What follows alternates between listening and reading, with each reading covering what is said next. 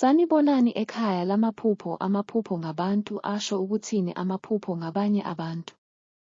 Lokhu kuhlanganisa izithulu, izilima, abangane, omakhelwane, abantu abakhulile, abantu ababi, abafelokazi nabantu abasha. Amaphupho ngomakhelwane.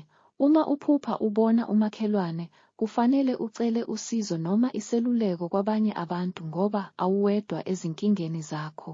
Nisale kahle.